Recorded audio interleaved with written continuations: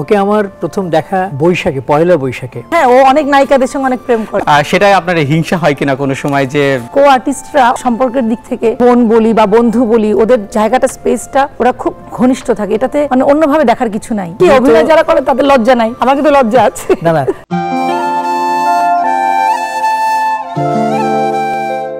কোনো কালে একা হয়নি কো জয়ী পুরুষের তরবারি, প্রেরণা দিয়াছে, শক্তি দিয়াছে বিজয়ী লক্ষ্মী নারী। সেই বিজয়ী লক্ষ্মী নারী ও জয়ী পুরুষের ভালোবাসার গল্প শুনতে আজকে আমাদের স্টুডিওতে আমন্ত্রণ জানিয়েছি গুণী দুজন মানুষকে, যাদেরকে বলা হয় এই ইন্ডাস্ট্রির এভারগ্রিন কাপল।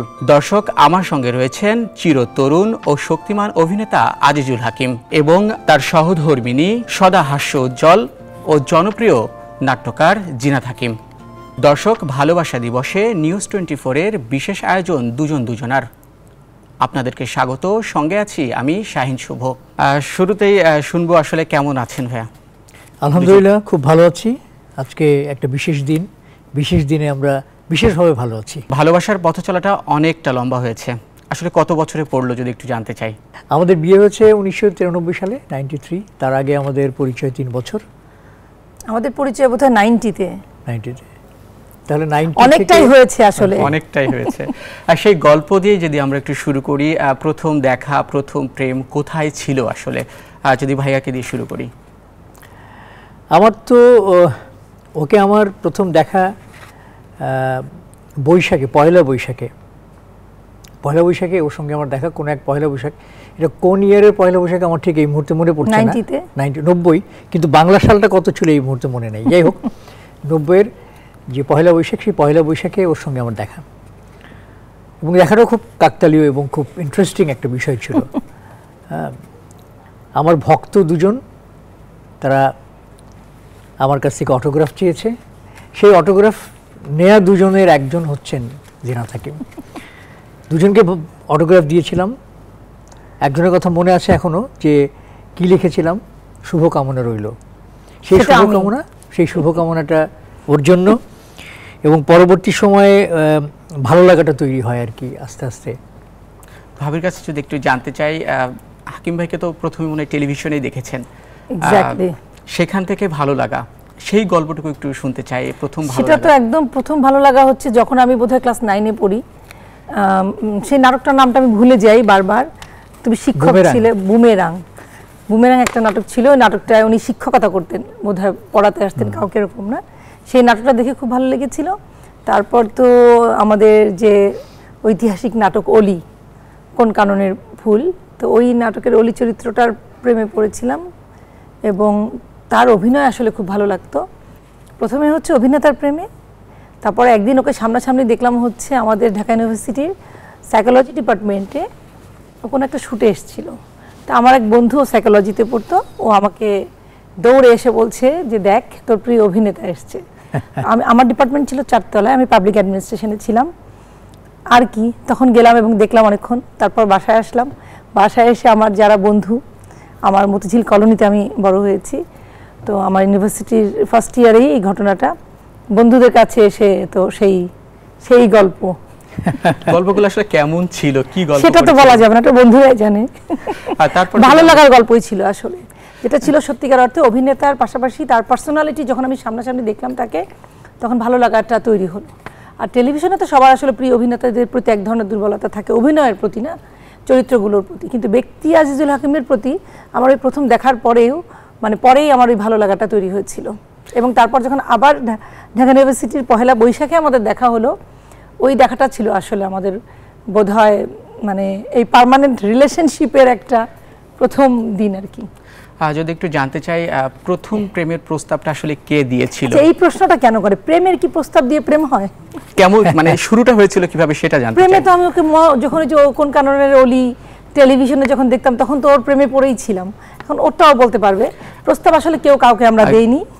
কে প্রথম ভালোবেসেছিল আসলে? গানের কথা ভালো যদি বাসতে কে ভালোবেসেছে প্রথম, যেহেতু আমি ওকে প্রথম দেখেছি ক্লাস 9-এ, তারপর তো ও আমাকে দেখেছে তখন আমি ইউনিভার্সিটিতে পড়ি। সো প্রথম আমিই প্রেমে পড়েছি, প্রথম আমিই ভালোবেসেছি। কিন্তু এই যে সম্পর্ক, যেটা আসলে সত্যিকার অর্থে যে আমাদের ব্যক্তি জীবনের যে সম্পর্কটা, সেটা আমাদের ওই পহেলা বৈশাখে 90-তে এবং কেউ কাউকে বলিনি।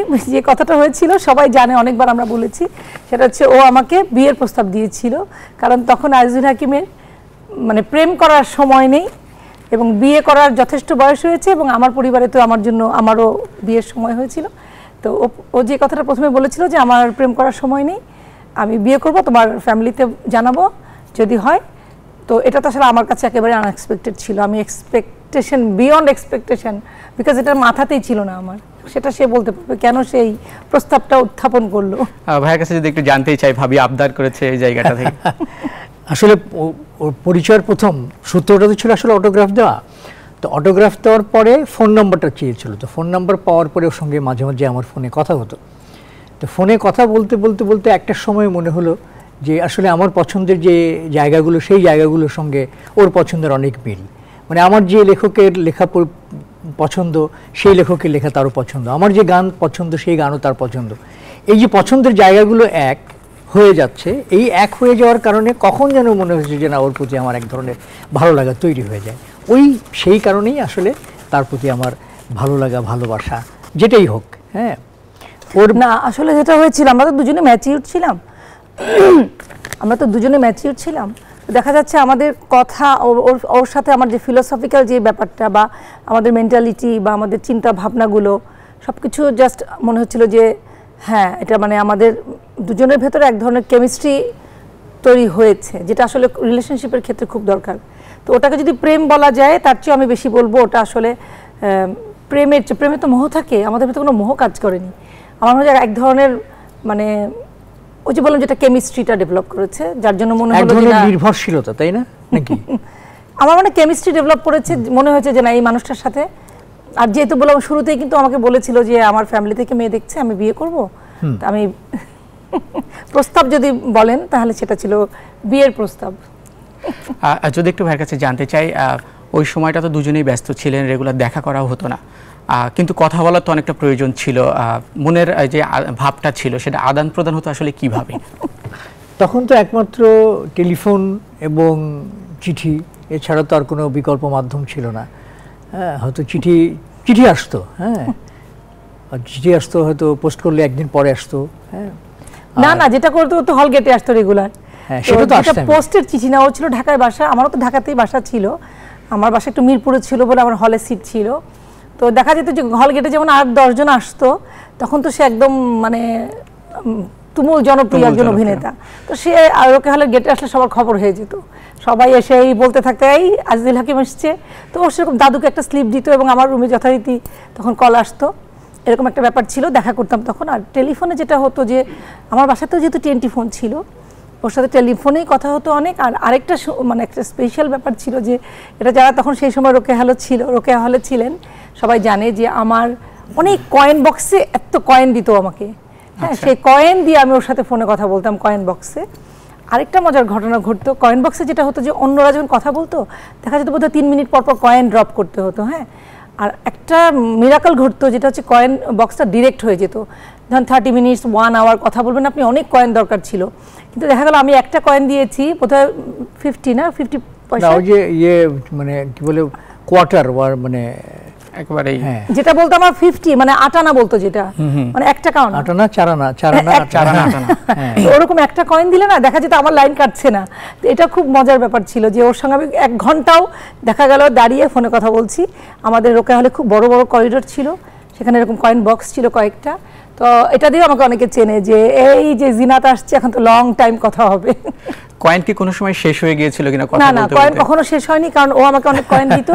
এবং বিয়ের পর আমি জানলাম যে ওর ছোট বোন পাপড়ি, ও এখন আমেরিকাতে, ও আমার জন্য কয়েন জমাতো এবং সে ভাইকে দিয়ে দিত যে এই জিনাতকে দিও। যখন আসলে বাড়িতে থাকতেন, হলের কথা শুনলাম, যখন বাড়িতে থাকতেন তখন যখন ভাইয়া ফোন করতো, এরকম কি কারো কোনো সময় নজরবন্দি হয়েছিলেন কিনা? আমার মা বাসা থেকে তো কথা বলা যেত না আসলে, সেটাই আমার বাচ্চাদেরকে এখন বলি যে শোনো, তোমাদের হাতে হাতে মোবাইল, তোমরা এটা সারাক্ষণ হাতে রাখতে চাও। আমাদের টেলিফোন থাকতো আমার আব্বা আম্মার রুমে, একদম বিছানার বেডসাইড টেবিল যেটা বলে ওইখানে, এবং ওটা থাকতো তালা দেয়া। হ্যাঁ, তো ওইখান থেকে আর আব্বা আম্মা যখন রুমে থাকে তখন তো ওই রুমে গিয়ে কথা বলাটা আসলে সম্ভব নয়, হ্যাঁ না জির মধ্যে। তো একদিন এরকম ও ফোন করেছিল এবং আমার মা ধরেছিলেন, বাকিটা ও বলুক। আমি ফোন করার পরে হ্যালো বলার পর অনেকক্ষণ চুপ করেছিলাম। তারপরে আমি বললাম যে আমি একটু জিনাতের সাথে কথা বলতে চাই। যে জিনাতের সাথে কি কথা, আমাকে বলেন। হ্যাঁ, আমাকে বলেন জিনাতের সাথে কি কথা। তারপরে আর আমি বেশি আগাতে পারি নাই। বললেন ঠিক আছে, তাহলে আমি পরে কথা বলবো। কারণ ইউজ টু ছিল না তো, বাসায় তো এগুলোর প্র্যাকটিস ছিল না। আর আমাদের যারা ক্লাসমেট ছিল, আমাদের বন্ধুরা, তারা তো একেবারেই যদি যেত বাসায় চলে যেত, ফোন টোন করে ওইভাবে। আর সবাইকে তো আম্মা চিনতো, যারা ছেলে বন্ধু জানতো যে ফোনটা আজিজুল হাকিম করেছেন। না না, তবে একটা যেটা হতো সেটা হলো যে আমার বোনরা খুব আমাকে সহযোগিতা করতো, কারণ ওই আমার ছোট বোনরা ওরই সমসাময়িক। তো আমি যেটা করতাম সেটা ওদেরকে দিয়ে ফোন করাতাম। আচ্ছা, ওদেরকে দিয়ে ফোন করিয়ে তারপরে ওকে চেয়ে তারপরে কথা বলতাম এবং ওদেরকে স্ট্যান্ড বাই রাখতাম। এমন হতো যে অনেক সময় দেখা গেল যে ওপাশ থেকে হয়তো বাবা বা মা আর কোনো রকম কোনো ইয়ে পাওয়া যাচ্ছে, সাথে সাথে আমি আবার এরকম একটা ঘটনা ঘটেছিল। হ্যাঁ, এখন আব্বা তো বেঁচে নাই। তো অনেক রাতে দেখা যাচ্ছে যে মাঝখানে হচ্ছে ডান দিকে ড্রয়িং রুম, মাঝখানে আব্বার রুম, টেলিফোনটা ছিল আরেকটা বেডরুমে কর্নারে। তো তার দিয়ে টেনে ফোনটাকে একদম ড্রয়িং রুমে নিয়ে আমি খুব আরাম করে কথা বলছি। রাত 2টার দিকে বাজে, তখন বাসায় গেছি। তা আমি কল্পনাও করিনি যে আব্বা যে সেই টেলিফোনে তার ধরে এসে ড্রয়িং রুমে এত রাতে দেখবে। হঠাৎ তাকিয়ে দেখি আমার মানে ড্রয়িং রুমের দরজার সামনে আব্বা দাঁড়ানো, কিছু জিজ্ঞেসও করে নাই। জিজ্ঞেস করার আগে আমি বলি, আব্বা শম্পা শম্পা শম্পা আমার ফ্রেন্ড। আব্বা কিচ্ছু উত্তর না দিয়ে তারপর আমি তো চলে গেছি রুম থেকে বের হয়ে। হ্যাঁ, তখনও কিন্তু ফোনটা কাটেনি, মানে ও কাটেনি। যে ডায়াল করে টিএনটি ফোনে কিন্তু সে না কাটলে ফোনটা কাটে না। আমি তো আর জানি না, আমি তোকে না বলে চলে গেছি। হ্যাঁ, আব্বাকে দেখে আমি আসতে বের হয়ে গেছি শম্পা বলে বাথরুমের দিকে। আব্বা ওখানে গিয়ে বোধহয় টেলিফোনটা তুলেছে। ওপর বলে কি ফোনের কি হলো, আমি হ্যালো হ্যালো করছি, তুমি কথা বলো না। সেই অনুভূতিটুকু জানতে চাই, ওই মুহূর্তটা কেমন ছিল আসলে? নাটকের মুহূর্ত। না, তারপরে তো উনি আর কোনো কথা রেসপন্স করেন নাই। তারপরে উনি আস্তে আস্তে ফোনটা কেটে দিয়েছেন, রেখে দিয়েছেন আর কি। তো আমি বুঝতে পারলাম যে আসলে এরকম কোনো একটা সিচুয়েশন তৈরি হয়েছে যে এখন আর কথা বলা যাবে না। তারপর আমি ফোনটাকে রেখে দিয়েছি, কেটে দিয়েছি। আব্বার সাথে তোমার আরেকটা ইনসিডেন্ট আছে। আসলে সেই সময়টা কিন্তু অনেক রেস্ট্রিকশন ছিল, তো যার জন্য খুবই ভয়ঙ্কর ছিল। এই প্রেম করা বা ভালোবাসা এত সহজ ছিল না আসলে। আমরা একবার আমার ঢাকা ইউনিভার্সিটি থেকে মাস্টার্সে আমরা এক্সকারশনে যাচ্ছিলাম। প্রথমত একটা স্টাডি ট্যুর ছিল, কোনো একটা কিছু একটা স্পেশাল আমার একটা অ্যাসাইনমেন্ট ছিল। তো আমি যখন যাচ্ছি চিটং, তখন তো অনেক দূর, খুব ভোরে 6টার দিকে বাসে যাচ্ছি। আব্বা আসছে আমাকে তুলে দিতে, আমার ছোট ভাই আর আমাকে। আমার ভাই তখন চিটংয়ে ইঞ্জিনিয়ারিং পড়তো। আব্বা ভোর 6টা কি 6:30 হবে, অন্ধকার, বেশ ঠান্ডা ঠান্ডা। আব্বা এসছে, তো হাকিমও তো এসছে, আমাকে সে সি অফ করবে। এটা বোধহয় পল্টনের দিকে একটা বাস স্টপেজে। এখন অনেকদিন পরে আমার মা আমাকে বলছে যে আচ্ছা, আমি বাস স্টপেজে গেলাম এবং দেখলাম যে ওখানে নাটক করে একটা ছেলে ঘুরঘুর করছে। দ্যাট মিনস আব্বার কিন্তু মাথায় ছিল এবং সে ঠিকই দেখেছে। ওই ঘটনার পর থেকে তার মাথায় গেঁথে গেছে বিষয়টা। গেঁথে গেছে এবং সে কিন্তু দেখেছে এবং বাসায় গিয়ে মাকে বলেছে যে আমার মনে হয় আমি আজিজুল হাকিমকে দেখলাম। সেই প্রভাবটা নিশ্চয়ই পরেও পড়েছিল। আমরা একটু যদিও সেই টিএনটির ব্যবস্থা করতে পারিনি, আমাদের এই প্রজন্মে যে ফোনটা আছে বা এই সময়ে যে ফোনটা আছে, আমরা একটু দেখতে চাই বা দর্শকদেরও দেখাতে চাই কিভাবে আসলে আজিজুল হাকিম জিনাত হাকিমকে সেই সময় প্রেমে ফেলেছিল বা প্রেমের সময়টা পার করেছিল। টেলিফোনে আসলে কিভাবে তারা কথা বলতো সেই রকম ভাবে, সেই সময়ের মতো তো হবে না। হ্যাঁ, যতটুকু করা যায়। এখন একটা কথা বলি, এখনো কিন্তু আমি মনে করি প্রত্যেকটা মানুষের জীবনে যদি ভালোবাসা থাকে, বলে না ভালোবাসা সবুজ, ভালোবাসাটা আসলে পাস্ট হয় না, যদি থেকে যায়। হ্যাঁ, এবং এটা একটা পরিচর্যা, যেমন এই যে গোলাপ ফুলটা আছে, তো এই যে একটা ফুল আদান প্রদান হয়, এটা কিন্তু একটা ভালোবাসা প্রকাশের একটা মাধ্যম। তো এই বিষয়গুলো কিন্তু আমাদের মধ্যে এখনো আছে, যার জন্য ওই সময় কিভাবে করতাম সেটা না হলে আমরা এখনো প্রেম করি, এখনো আমি ওকে ভালোবাসি। এবং অনেক সময় রাতে ঘুম থেকে ওকে ডেকে দুষ্টামি করে বলি একটু ঘুরো, কি আসলে একটু কথা বলি। তখন কয়েন বক্স থেকে তো কত কষ্ট করে কথা বলতাম। তো ওই বিষয়গুলো আসলে আছে, সেই কষ্টটা একটু আমরা যদি দেখতে চাই। দুজন দুই পাশে আমরা দেখবো, দুজন দুই পাশে থাকবে, কেউ কাউকে দেখবে না। তার চেয়ে ও করুক। হ্যাঁ, ও অনেক নায়িকাদের সঙ্গে অনেক প্রেম করে, সেটা যাবো অবশ্যই, সেখানে যাব। সেটাই আপনার হিংসা হয় কিনা কোনো সময় যে আজিজুল হাকিম অনেক নায়িকার সাথে অভিনয় করেছে, স্ক্রিন শেয়ার করেছে, প্রেম করেছে, অনেক প্রপোজ করেছে, সবকিছু মিলে সেটা হিংসা? আচ্ছা, ওর তো এখনো পর্যন্ত ওর অনেক ফ্যান। সেদিন একটা বিয়ে বাড়িতে গেছি, আমার ছেলেকে এসে বললাম, তো একজন আপা বেশ সুন্দরী এবং সে এই তো বোধহয় 10 দিনও হবে না। তো প্রথম দিকে উনি আসলেন, ছবি তুলবেন, তো উনি আমাকে মোটামুটি সাইড করে দিয়ে হাকিমের কাছেই আর কি উনি দাঁড়াচ্ছেন। আমি তো এটাতে ইউজ টু, আমি একটু সরে টরে আসলাম। তারপর দেখলাম বোধহয় আমি ওখানে প্রায় 20 মিনিটস ছিলাম। 20 মিনিটসে উনি হাকিমের সাথে ওনার ছবি তোলাই শেষ হচ্ছে না, এবং উনি ছোটবেলা থেকে দেখে বড় হয়েছে, উনি অনেক ফ্যান, এবং আমাকেও বারবার বলছেন, এবং আমাকে বেশ দূরে টুরে রেখে উনি অনেকক্ষণ হাকিমের সাথে অনেকক্ষণ একা থাকার পরে, আমি তো বিজি অন্যদের সঙ্গে, কিন্তু আমি তো দেখছি যে উনি বেশ এক্সাইটেড। আমাকে এসে একদম শেষে এসে বলছে যে আপা আমি না ওনার অনেক ভক্ত, ওনাকে অনেক পছন্দ করতাম। আমি বললাম যে পছন্দ করতাম কেন বলেন, এখনো তো পছন্দ করা উচিত। তো এইরকম আমি অনেক ফ্যানদের দেখি। আপনি তো নিজেও ফ্যান ছিলেন আজিজুল হাকিমের। ছিলাম না, আমি এখনো আছি। আমি নিজেও অবশ্য আজিজুল হাকিমের বড় একজন ফ্যান। থ্যাংক ইউ আসলে না ভালোবাসা দিবসে যেটা বলতে চাই যে মানে স্বামী স্ত্রীর ভালোবাসা, প্রেমিক প্রেমিকা বা ভালোবাসার যেই ফর্মটা, যে আপনি বললেন যে আপনি ভালোবাসতেন, ওই আপা যে তার অভিনয় দেখে তাকে 20 মিনিটসই তার সঙ্গে একটা বিয়ে বাড়িতে নতুন পরিচয় দেখা হলো, এবং আমাকে বললো যে আপা আপনি কিছু মনে করেন না। তো আমি তো এগুলো এনজয় করি, জেলাস করার প্রশ্নই আসে না। তবে হ্যাঁ, দুই একবার যে নতুন প্রথম দিকে হয়নি তা না। প্রথম দিকে যেটা হচ্ছে, ওদের গ্রুপে একটা মেয়ে ছিল, তো আমাকে ওদের বাসায় বেড়াতে নিয়ে গেছিল। তো আমরা দুজন যখন গেছি তখন অনেক বৃষ্টি, হ্যাঁ এটা আমি বোধহয় দু একটা জায়গায় বলেছি। তো বৃষ্টির পানিটা ওর মাথায় পড়েছিল। তো যখন আমরা ঢুকলাম, তো ন্যাচারালি সে আমার মাথাটা বোধহয় ঢাকা টাকা ছিল একটু হবে ওড়না দিয়ে, তো একটা টাওয়েলটা এনে দিয়ে তারপরে মাথায় দিচ্ছে। হাকিম ভাই মাথাটা মুছেন বলে ও মুছাই দিচ্ছে। তো আমি তো একদম নতুন ছিলাম, আমার কাছে বেশ আনইউজুয়াল লেগেছে ব্যাপারটা। আসলে জেলাস না, মানে এটা তো আমি অভ্যস্ত না যে একটা ছেলেকে একটা মেয়ে মানে সে অভিনয় করে, কো আর্টিস্ট, মাথাটা কেন মুছিয়ে দিচ্ছে। আমি হলে তো টাওয়েলটা দিতাম। কিন্তু আসলে পরে যেটা দেখলাম যে আস্তে আস্তে যখন সময় গেল, বুঝলাম যে না আসলে কো আর্টিস্টরা অনেক বেশি, মানে ওরা অনেক সম্পর্কের দিক থেকে ওই বোন বলি বা বন্ধু বলি, ওদের জায়গাটা স্পেসটা ওরা খুব ঘনিষ্ঠ থাকে, এটাতে মানে অন্যভাবে দেখার কিছু নাই। আমার কাছে আনইউজুয়াল লেগেছিল, কিন্তু পরবর্তীতে দেখা যাচ্ছে এটা আমার কাছে স্বাভাবিক মনে হচ্ছে, এটা একটা দায়িত্ব মনে করে করছিল যে ভাইয়ার মাথা ভিজে গেছে। তো এরকম হয়েছে দু একবার শুরুর দিকটায়, কিন্তু তারপর আমার কাছে মনে হয়েছে যে না, আমি নিজে তো আসলে নাটক লিখি, জেলাস হওয়ার কিছু না, যতক্ষণ সে আমি বুঝতে পারি যে সে লয়াল। আর একটা জিনিস কি শুভ, মানুষ কিন্তু বুঝতে পারে, মানে স্বামী স্ত্রীর সম্পর্ক বা যাদের ভেতরে একটা রিলেশনশিপ আছে তারা কিন্তু বুঝতে পারে যে কোথায় আমাকে ঠকাচ্ছে কিনা বা আমাকে কোথাও সে প্রতারিত করছে কিনা।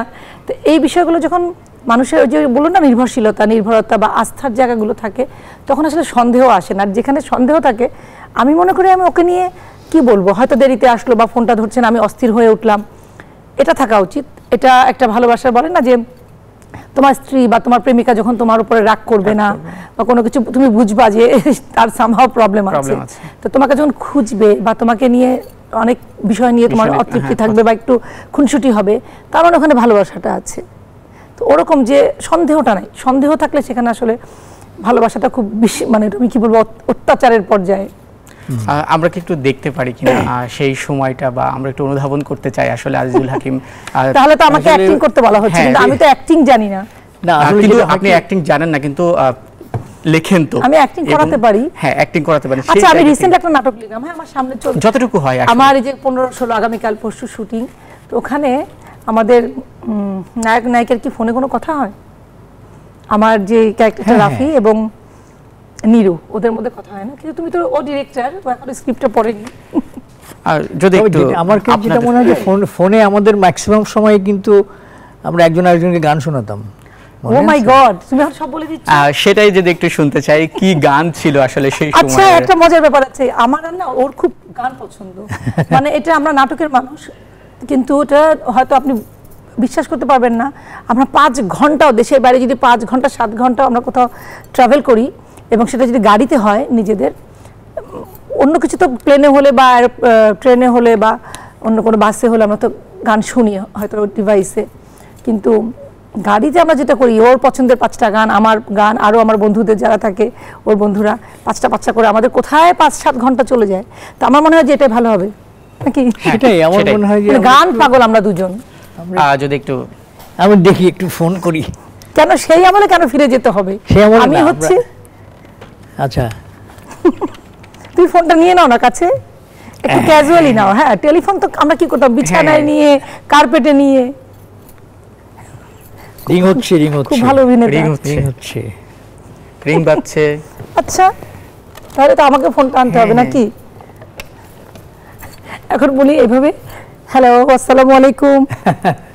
হ্যালো, ওয়ালাইকুম আসসালাম। বাসা সবাই কি ঘুমিয়ে গেছে এখন? ও মাই গড, বন্ধু দেখা ওগুলো পাবো না কিন্তু। এই তুমি গান করো, গান শোনাও, একটা আমার পছন্দের একটা গান করো। তুমি তো আমাকে গান শোনাও, ফোন করলেই সাথে সাথে গান শোনাও, সেই গানটা শোনাও। কোনটা বলো? ওই যে আমাদের প্রিয় যে গানটা, সেই গানটা। না না ভাই, আমি পাবো না, শোনো। তুমি হচ্ছে বলে কি, অভিনয় যারা করে তাদের লজ্জা নাই, আমার কিন্তু লজ্জা আছে। না না, তুমি ফোন করে মাঝে মাঝে আচ্ছা আমরা কথা না বলি, তুমি গানটা করো, ঠিক আছে? আমি শুনি। আহা, তুমি গানটা শোনাও না আমাকে। কি ফোন কি রেখে দিচ্ছ নাকি? না, গান শোনো। আমি গান শোনাবো? আমি গান শোনাবো? তুমি স্টার্ট করো না ভাই। শুভ, তুমি কি করলে এটা এনে? আচ্ছা আমি গান শোনাই। হ্যাঁ হ্যাঁ শোনো।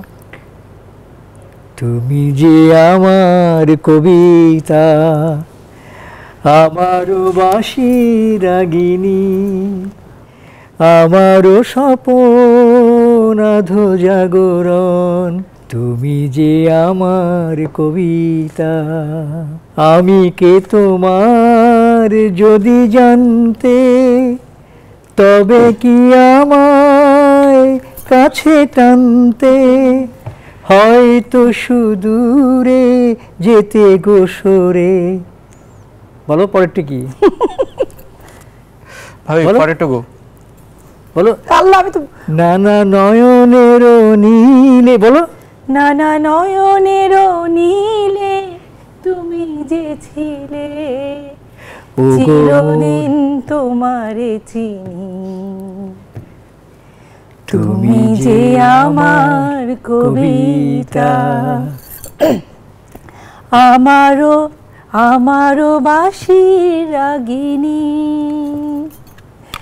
আমারও স্বপন আধো জাগরণ, চিরদিন তোমারে চিনি। ব্যাস, শেষ। Tata, good bye. Thank you. ভালো অভিনয় করালা। আসলে কিন্তু হাকিম খুব ভালো গায়। হ্যাঁ, অভিনেতা হিসেবে তো আমরা দেখেছি আপনার পারদর্শিতা। কোনো সময় গানের ক্ষেত্রে যাওয়ার কি কোনো চিন্তা ভাবনা ছিল কিনা?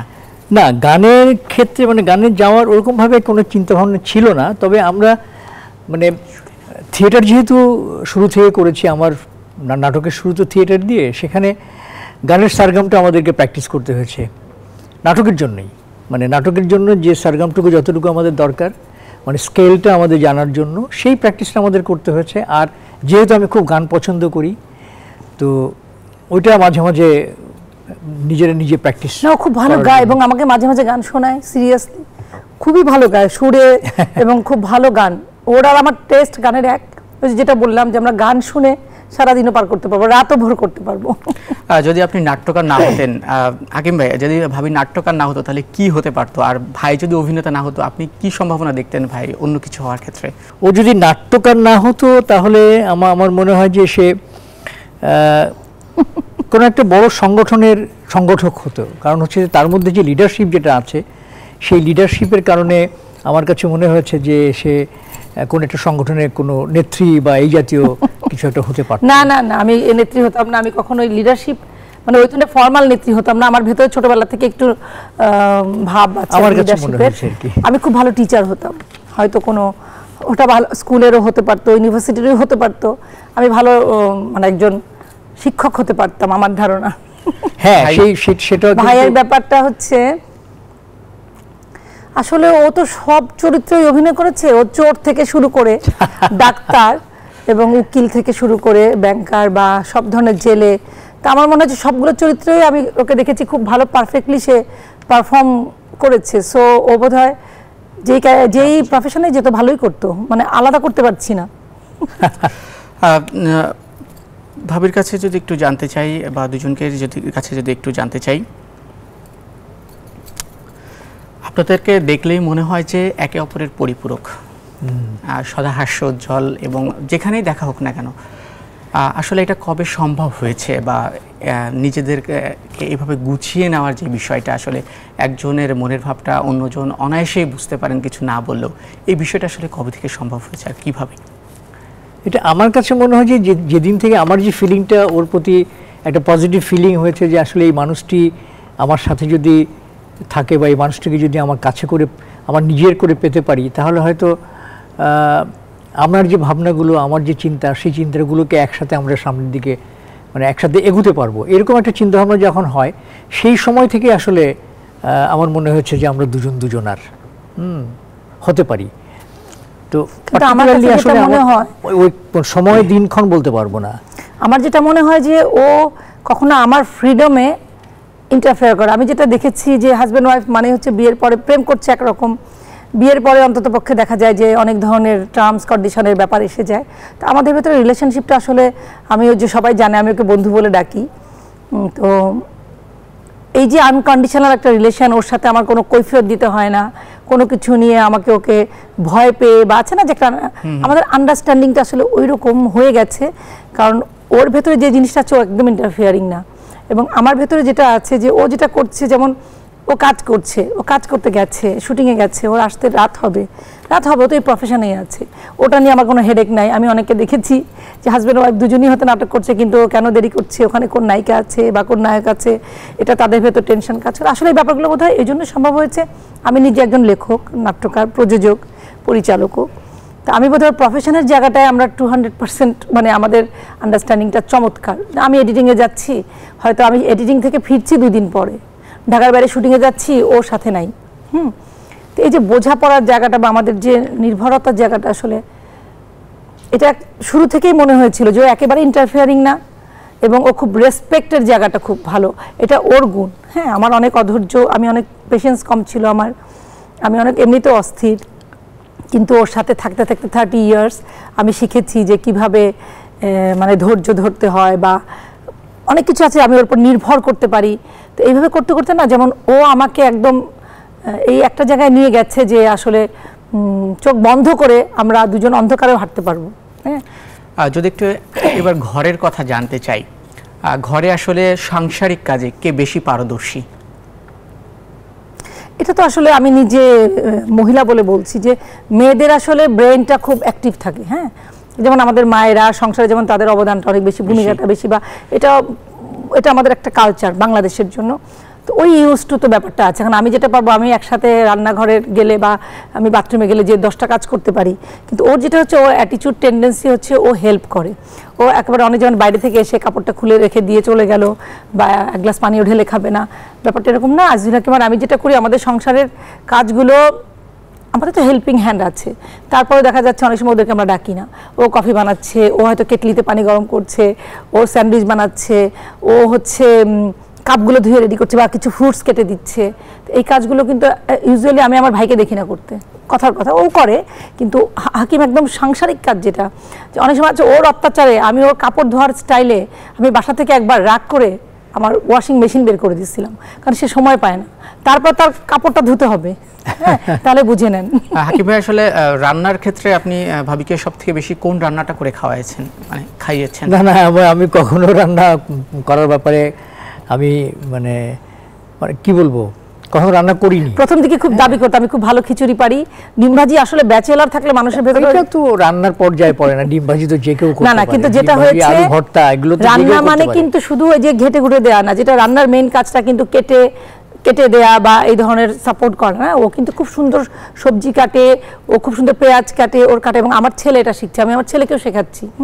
তবে জিনিস যেটা হলো যে আমাদের মানে খুব রেগুলার রান্নাবান্না, যেমন ও রেগুলার রান্নাবান্না নিজে হাতে কখনো করে না, হয় না, প্রয়োজন হয় না। অকেশনালি যদি কোনো রকম কোনো দাওয়াত থাকে, হয়তো ফ্রুটসটা আমি হিউজ রান্না করি, কিন্তু তখন সেই সময় কিন্তু সে বেশ মানে নিজেই রান্না করতে লেগে যায়। এবং ওর কিন্তু স্পেশাল কিছু আইটেম আছে যেগুলো খুব ভালো রান্না করে, যেমন চিকেন ফ্রাই একটা আছে খুব চমৎকার, ছোট ছোট টুকরো করে, এটা খুব ভালো রান্না করে।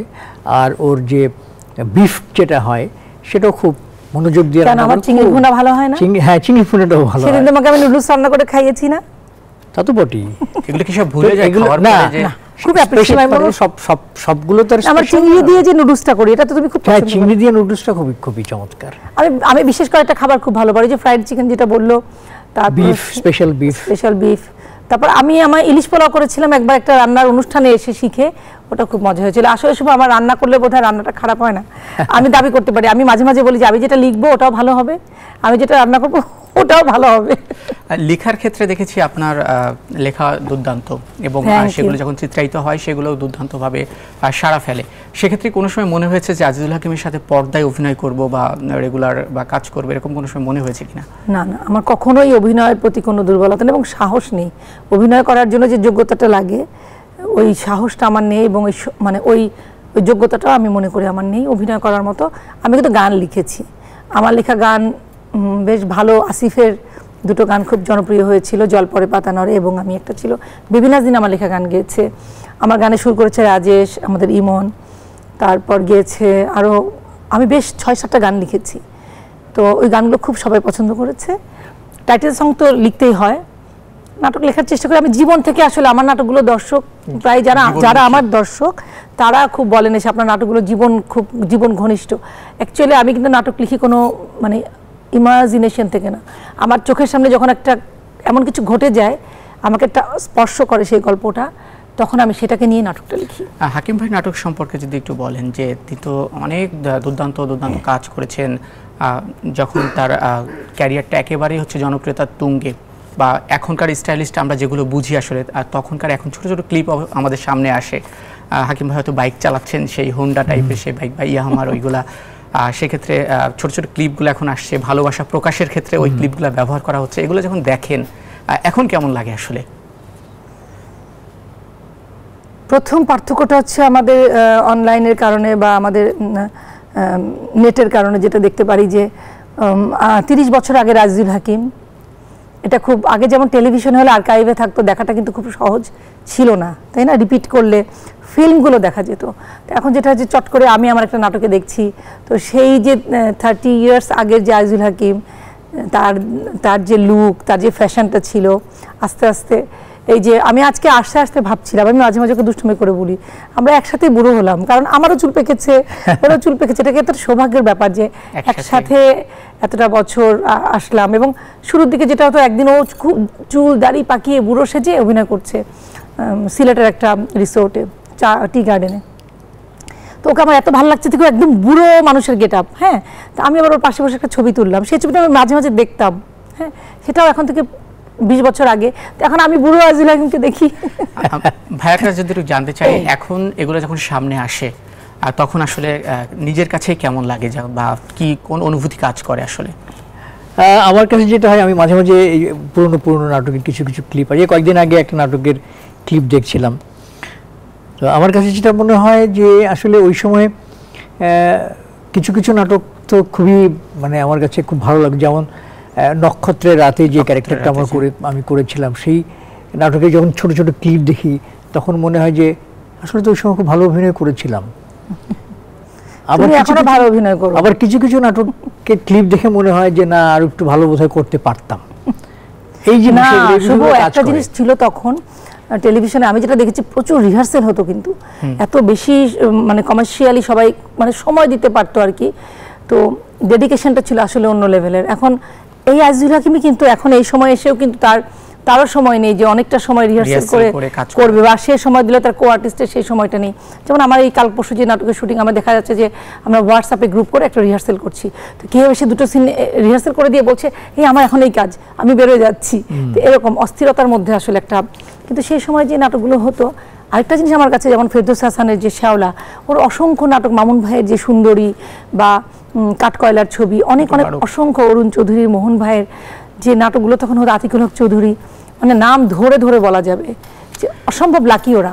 ভাইয়ের কাছে যদি একটু জানতে চাই, ভাবি তো অসংখ্য নাটকে লিখেছেন, আসলে তার লেখা নাটকগুলো আপনি নির্দেশনাও দিচ্ছেন বললেন, যে সেক্ষেত্রে কেমন ভাবিকে কিভাবে বিচার করবেন, বিচার যদি একটু করতে বলি বা তার লেখার হাত বা তার নাটকগুলো নিয়ে? আমার আসলে আমার ডিরেকশনের প্রথম নাটকটাই কিন্তু তার লেখা, এবং সেটা একটা সিরিয়াল ছিল, যা হারিয়ে যায়।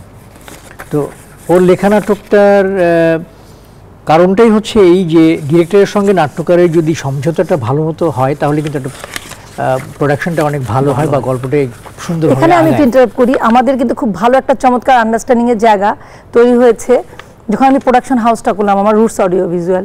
তো যখন আমার প্রোডাকশন থেকে কাজ হতো, ও ডিরেকশন দিচ্ছে, না হয় অভিনয় করছে, আমি লিখছি, এই যে আমাদের একটা ছাদের নিচে থেকে সকালবেলা শুটিংয়ে বের হয়ে যাচ্ছি, আমরা একটা গাড়িতে চলে যাচ্ছি, যে বাড়িতে শুটিং হচ্ছে স্পটে আমরা একসঙ্গে যাচ্ছি, মানে দুজন কিন্তু দুজনের সাথে মোটামুটিভাবে ওই যে 30 বছর চলা, যেটা শুধু মাঝখানে গ্যাপটা হয় যখন ও অন্যদের নাটক করে, তখন সকালে চলে যায় 8টা 7টায়, আসে রাত 12টা 1টায়, তখন ওর সঙ্গে আমার দেখা হয় কম। এবং আমি মাঝে মাঝে বলি আমি তোমার চেহারাটা ভুলে গেছি, সিরিয়াসলি ওর চেহারাটা ভুলে যাই, কিন্তু এত যে দেখি ওকে টিভিতে, এটা কিন্তু আসলে ওয়ান কাইন্ড অফ লাভ। কি এটা কি বিশ্বাস করো? আমি যে তোমাকে ভুলে যাই চেহারাটা, সেটা মানে ভুলে যাওয়া মানে মাঝে মাঝে বলি তার দাঁড়াও দেখি কি ব্যাপার, হঠাৎ করে আমাকে দেখা সিরিয়াসলি এটা। হ্যাঁ, এটা হয় কিন্তু মাঝে মাঝে এরকম করে। তুমি যে কথাটি বলছিলে আর কি, যে ওর স্পেশালিটি কি, মানে ওর লেখার স্পেশালিটি হচ্ছে যে ও কমিটমেন্ট নিয়ে লেখে। ওর যে নাটকগুলোই লিখেছে প্রত্যেকটা নাটকেরই কোনো না কোনো মেসেজ অবশ্যই আছে। সে শুধুমাত্র লেখার জন্য লেখে না, আমাদের সোসাইটির যে কিছু কিছু অনিয়ম আছে সেই অনিয়মগুলোকে সে নাটকে তুলে ধরে, কিছু কিছু সম্ভাবনার কথা সে নাটকের মধ্যে তুলে ধরে। এই বিষয়গুলো ওর মধ্যে আছে, এই তার লেখার মধ্যে আছে। ভাইয়ের কাছে তো একটু জানতে চাই, কি নিয়ে আসলে দুজনের ভিতরে সবথেকে বেশি খুনসুটি হয়, বা অভিমান করলে কে আগে রাগ ভাঙায়?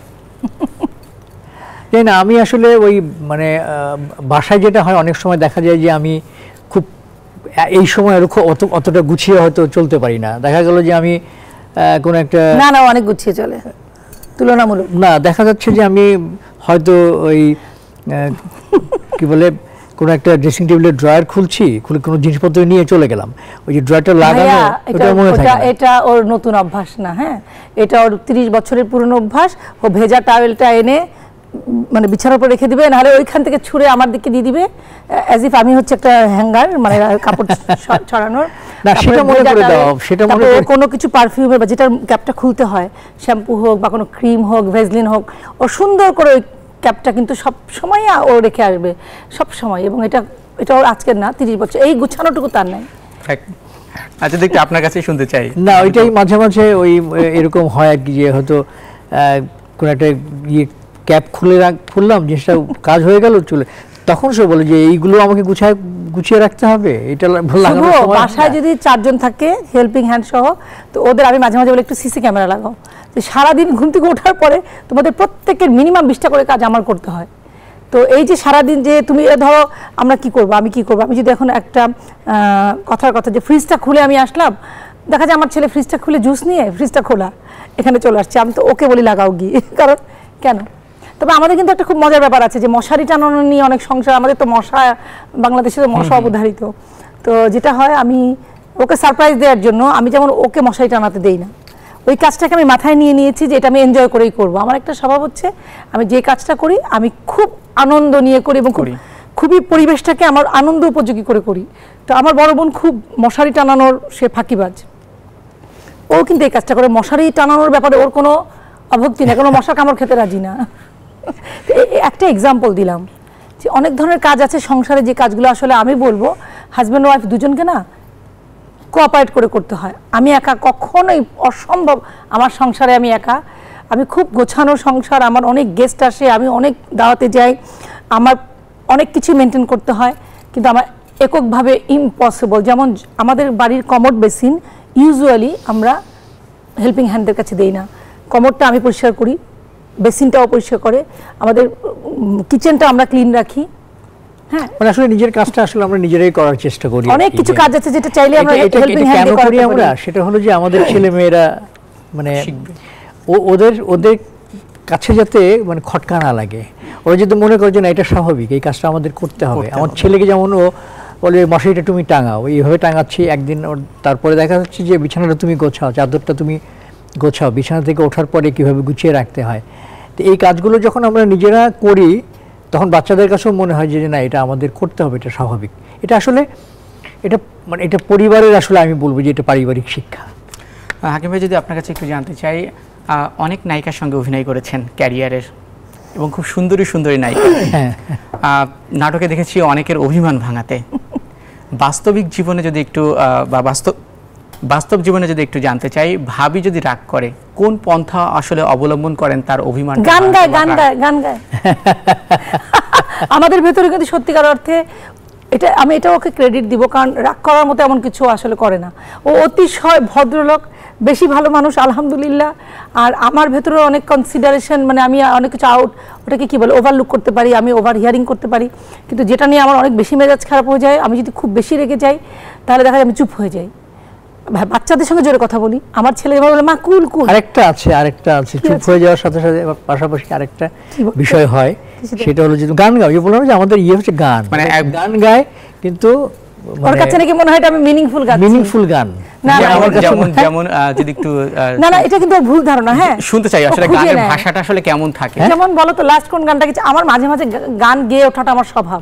যেমন হঠাৎ করে ভাবি এখন রাগ করলো বা যে কোনো কারণে হোক, এখন তার ভাবি সে রাগটা ভাঙাবেন কি নিয়ে আসলে? না, আমরা আমাদের দুজনের যেটা হলো মানে একটা গান আমাদের দুজনের রাগ ভাঙানো, সেটা হলো যে তুমি বেশ না মানে আমি ধরো কোনো কারণের উপর বিরক্ত হচ্ছি, শুরুর দিকটাই করতাম এটা, তো তুমি তো একদম পার্সোনাল অনেক কথা আমি তুমি করে বললাম, শুনো আমার তো মেয়ে বিয়ে দিয়েছি, তো দেখা যাচ্ছে যে আমি হয়তো আমার রাগটা কি বুঝতে পারছি কিনা, তখন আমি সুন্দর করে গাচ্ছি, তুমি বেশ বদলে গেছো পুরনো সৈকতে আর পানসি ভেরাও না। এই তো এইভাবে যখন বললাম ভাইয়ার কাউন্টার কি থাকে আসলে, বা জবাবে কি গান গান? তুমি এটা গিয়ে দাও না, তোমার সঙ্গে দেখা না হলে আজকে ভালোবাসা দিবস। না সেটাই আমি হ্যাঁ, কাউন্টার তো আমরা আসলে দাও না, গানটা আমার অনেক পছন্দ। তোমার সঙ্গে দেখা না হলে ভালোবাসার দেশটা আমার দেখা হতো না, তুমি না হাত বাড়িয়ে দিলে এমন একটি পথে চলা শেখা হতো না, তোমার সঙ্গে দেখা না হলে। শোনো, এই যে ফুলটা আমাকে দিল না, যে হাত উঠিয়ে দিল, এইরকম ফুল কিন্তু আমি ওকে 22টা দিয়েছিলাম এক সময়। ও গুনে রেখেছেন? হ্যাঁ, একদম মনে পড়লো। এটা নিয়ে কি 23টা হলো? না, এটা আমার 22তম জন্মদিন। 22তম জন্মদিনে ওকে আমি ফুল দিয়েছিলাম, চমৎকার গোলাপ 22টা, এবং আমার এটা ইউনিভার্সিটি হলে মোটামুটি জানাজানি হয়ে গেছিল। আর সে যেহেতু একজন সেই সময়ের অনেক বেশি জনপ্রিয় একজন শিল্পী ছিলেন, তারকা, এটা খুব একটা মজার স্মৃতি আমার জন্য, যে এখনো সবাই যারা চেনে বলে এই হাকিম ভাই যে আমাদের গেটে আসতে, এবং লাল একটা ভেসপা ছিল। আমার বাচ্চা যখন শুনে যে 22টা গোলাপ সে আমাকে দিয়েছে, সে বোঝার চেষ্টা করে আমার বয়স কত, বলে মা এখন থেকে কত ইয়ার আগে দিয়েছি, 22টা গোলাপ দিয়েছে। আমি এখন আমার বয়স 22ই। যদি একটু জানতে চাই, আপনারা আমাদের ইন্ডাস্ট্রির বলা হয় যে আদর্শ যুগল, আর সেক্ষেত্রে একটা কথা প্রচলিত আছে ইন্ডাস্ট্রিতে, বা প্রচলিত ছিল, যে হাকিম ভাইকে নাকি আপনি আপনার নেটওয়ার্কের মধ্যে রাখতেন সব সময়। আসলে বিষয়টা কি জানতে চাই? নেটওয়ার্কটা কি ভালো নেটওয়ার্ক নাকি নেটওয়ার্কটা খারাপ? অনেক সুন্দর সুন্দর নায়িকার সাথে হাকিম ভাই অভিনয় করছে, যেন এদিক ওদিক না চলে যায়, এই জন্য হয়তো আপনি তাকে সবসময় নেটওয়ার্কের মধ্যে রাখতেন। যেন শুভ, কেউ কিন্তু যেতে চাইলে তাকে আসলে আটকে রাখা যায় না। হ্যাঁ, তো আমি সবসময় একটা কথা বলি যে যাওয়ার যদি হতো আমি যেতাম। হ্যাঁ, আমি উড়ু, হাকিম কিন্তু খুব থিতু, ও খুব স্থির লোক, তো হাকিমকে বরং আমাকে পাহারা দিয়ে রাখতে হতো।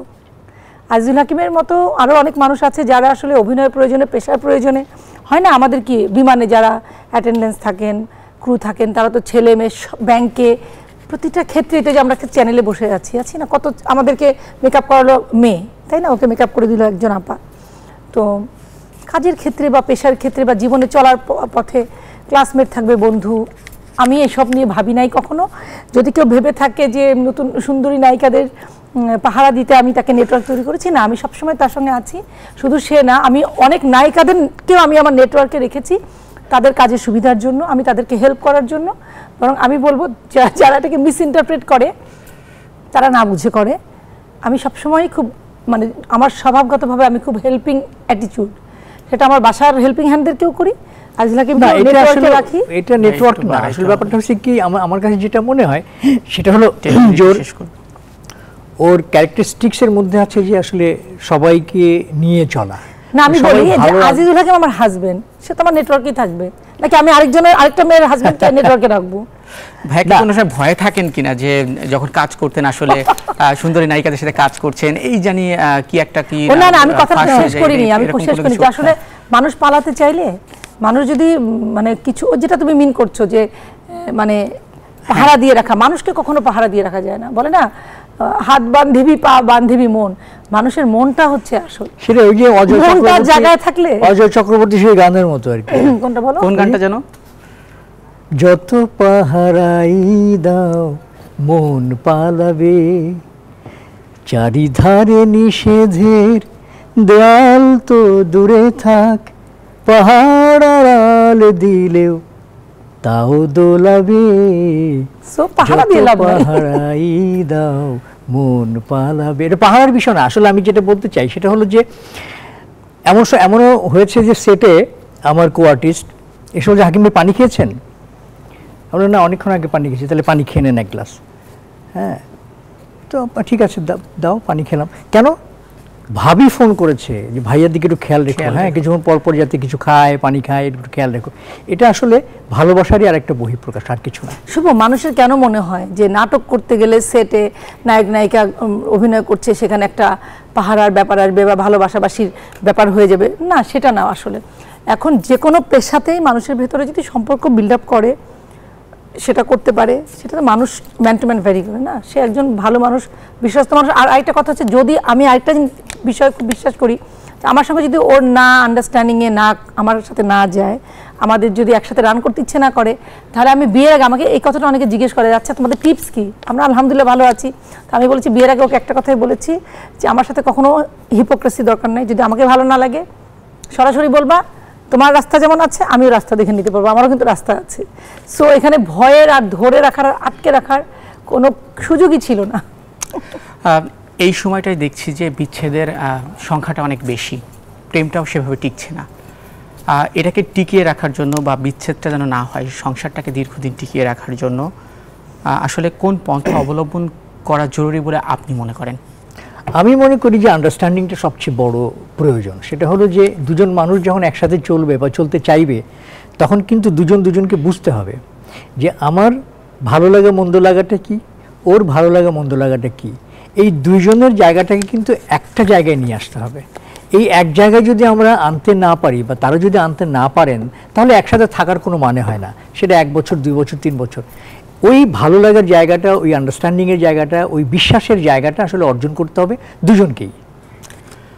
একজন অন্যজনকে বন্ধু বলে সম্বোধন করেন, আসলে জীবন সঙ্গীকে বন্ধু হওয়াটা কতটুকু জরুরি? ওটাই আগে দরকার। আমি বলবো, হ্যাঁ বলো। আমার কথা হচ্ছে ওটাই আগে দরকার।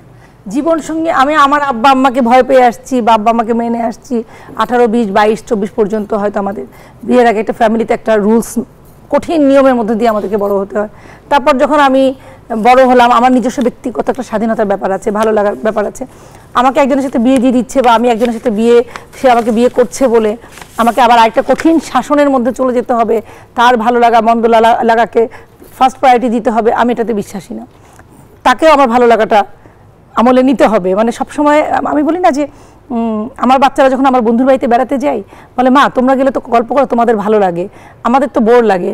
তখন আমি বললাম, দেখো আমার বন্ধু কিন্তু তুমি গেলে তার ভালো লাগে, তো কখনো কখনো তার ভালো লাগে তোমাকে যেতে হবে। তো আজিজুল হাকিমের কিছু বিষয় আছে আমার ভালো নাই লাগতে পারে, কিছু ভালো নাই লাগতে পারে, কিন্তু সেটার জন্য আমরা একটা অশান্তি করবো, বা আমার কোনো কিছু আছে, অনেক কিছু আছে তো ওর ভালো নাই লাগতে পারে।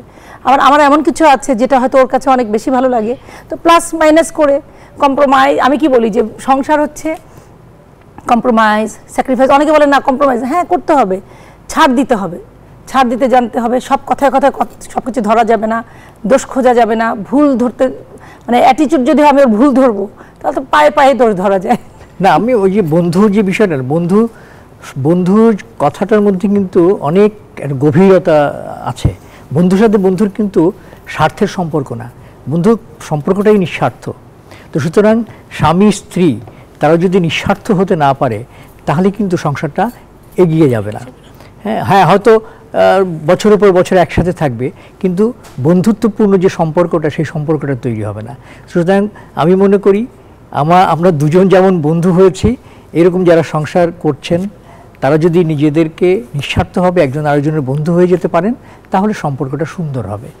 মানে বন্ধুত্বটা কেমন থাকে, যখন যেমন তেমন খুশি তো ইচ্ছা, তাই না?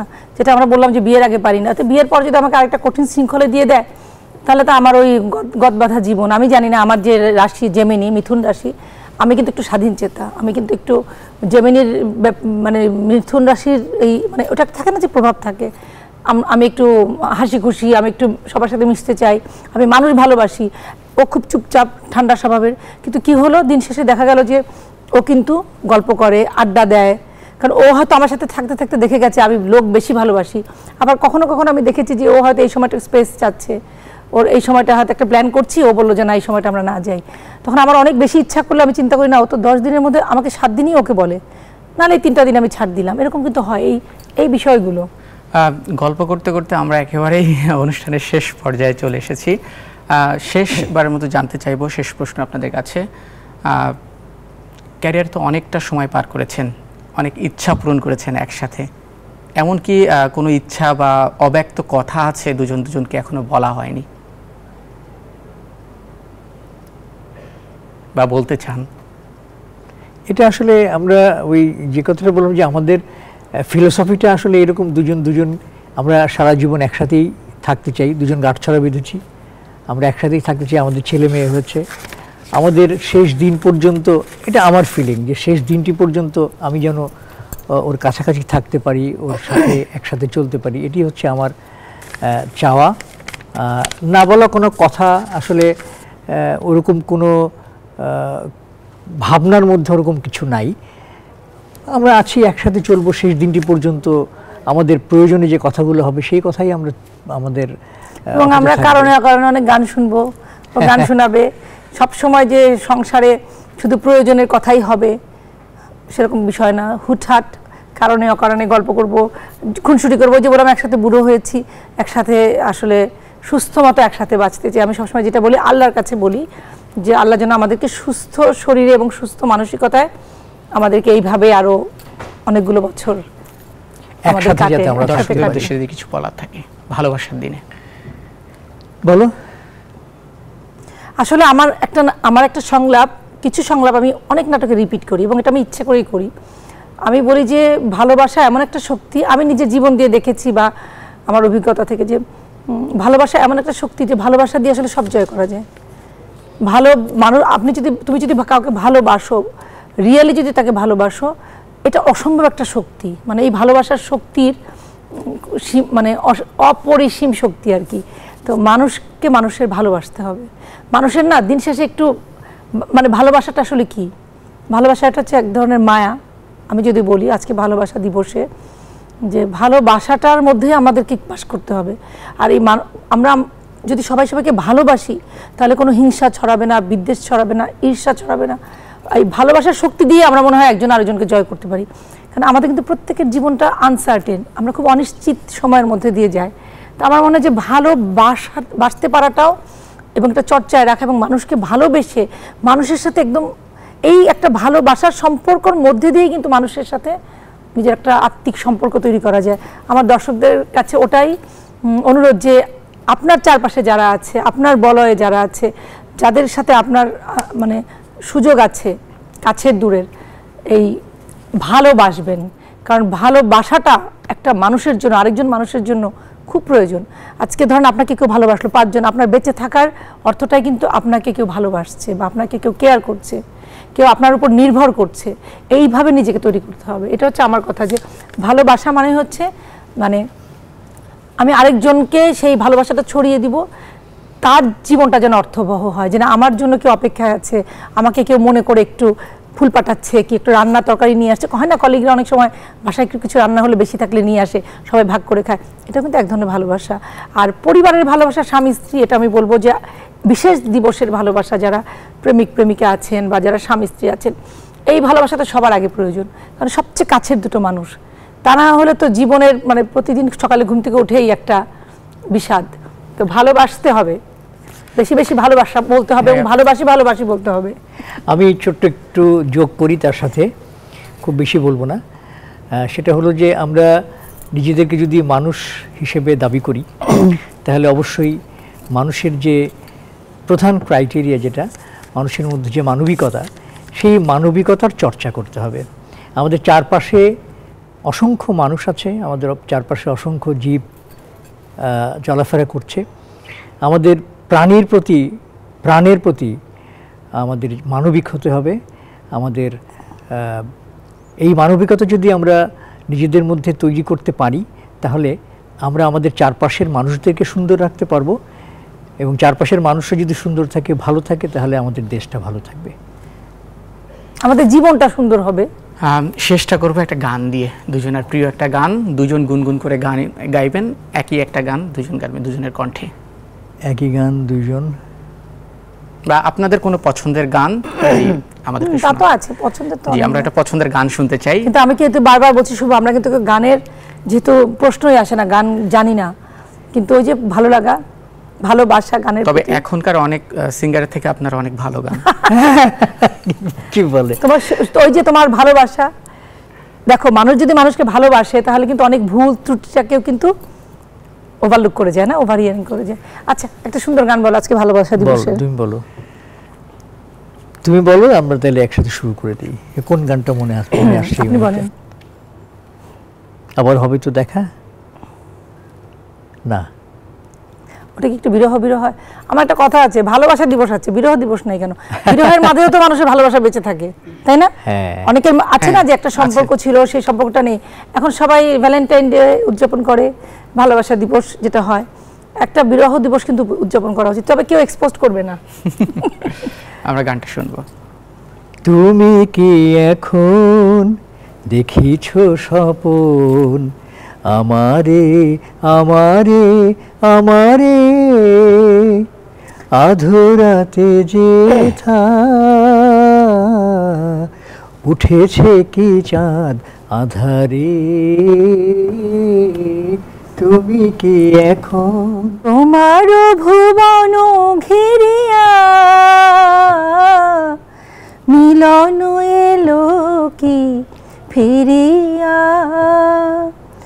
মনে মনে আজ বাঁধিলে কি সেতু, মনে মনে আজ বাঁধিলে কি সেতু, বিরহ নদী দুধারে, তুমি কি এখন দেখিছ স্বপন, আমারে আমারে আমারে। খুবই পচা হলো। এই সময়টুকুকে রাঙিয়ে তোলার জন্য আপনাদেরকে অনেক ধন্যবাদ। দারুণ একটা মুহূর্ত পার করলাম আসলে। আমি কি একটু আমার ভালোবাসার মানুষকে ভালোবাসা দিবসে ভালোবাসার গোলাপ দিতে পারি? অবশ্যই অবশ্যই। Love you. I love you too. অনেক অনেক ধন্যবাদ। আমার বাচ্চারা খুব পছন্দ করে, বাচ্চারা তাকিয়ে থাকে যে মা এবং বাবার ভেতরে রিলেশনটা কেমন, এবং তারা যখন দেখে যে আমরা খুব হাসি মুখে থাকি এরকম মুডে, তারা খুবই খুবই খুবই খুশি হয়।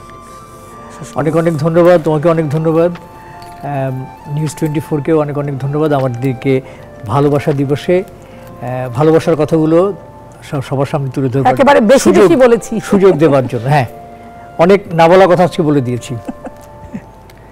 দর্শক, দারুণ একটা মুহূর্ত পার করলাম। আজকে যারা অতিথি ছিলেন তারা সময়টাকে দারুণভাবে রাঙিয়েছেন। আবারও দেখা হবে খুব শীঘ্রই নতুন কোনো অতিথিকে নিয়ে। সে পর্যন্তই ভালো থাকবেন, সুস্থ থাকবেন, থাকবেন নিউজ 24-এর সাথে।